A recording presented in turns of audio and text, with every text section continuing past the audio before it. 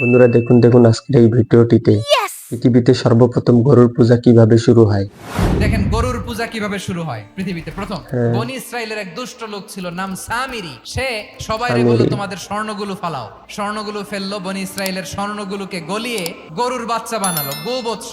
জিব্রাইল আলাইহিস সালাম যে জমিনে এসেছিলেন, ওই ফেরেশতার পায়ের নিচের একটু মাটি সে বুদ্ধি করে প্যাকেটে রেখে দিছিল।